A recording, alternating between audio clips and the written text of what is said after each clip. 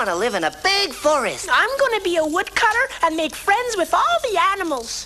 When I grow up, I want to still be a little girl.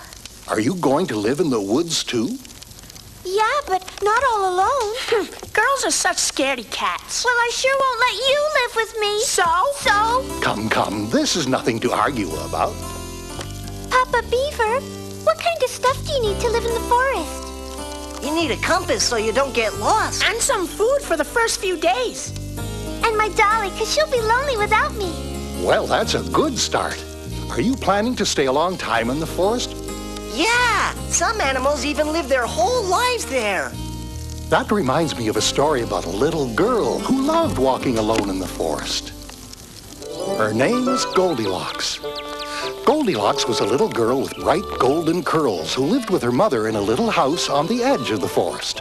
One of Goldilocks' mother's strictest rules was this: don't ever go into the forest alone. You never know what might happen there.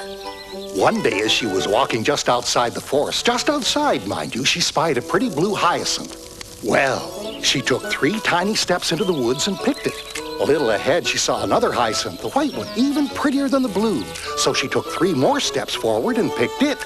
And just a little further ahead, she saw a whole field of white and blue hyacinths. So she ran up and began to gather a great big bouquet. But when she wanted to turn back, all the paths looked the same. She chose one and immediately got lost. She walked for a long, long time, and finally, exhausted and discouraged, she began to cry when suddenly she spied through the trees the cutest little house, and right away she felt a lot better. Inside, she could see 3 tables, a big one, a medium-sized one, and a little teeny one, along with 3 chairs. The big chair stood by the big table, the medium-sized chair by the medium-sized table, and the teeny chair by the teeny table.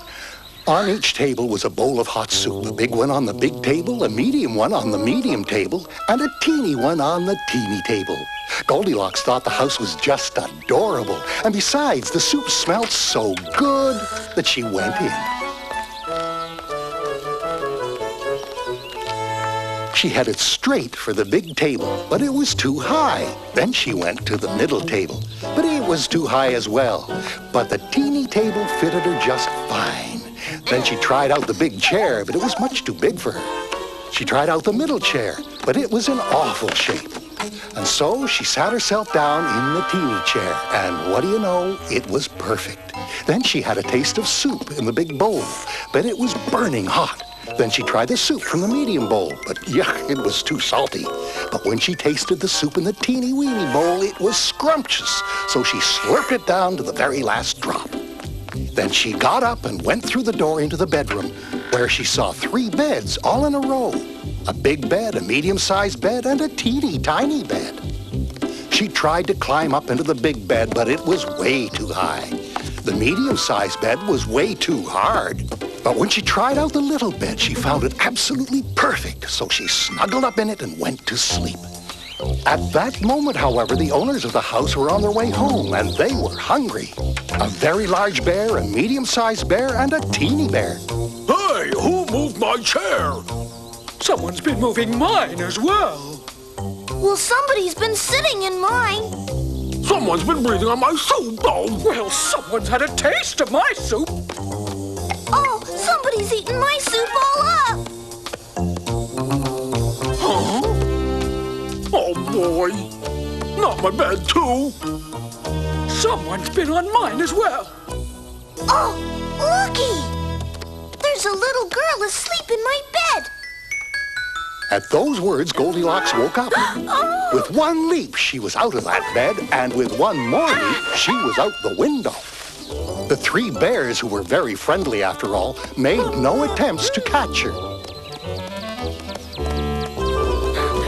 Bye, Blondie! Next time, listen to your mother, little girl. Little girl, you forgot your flowers. To get out of the woods, take the right fork in the road. Goldilocks did take the right fork, and it led her straight out of the woods to her own front door. That little bear was awfully nice, she thought, Mama. seeing as I ate his lunch. But I'd rather eat here with you. Papa Beaver, will you take us for a walk in the woods? We could look for bears.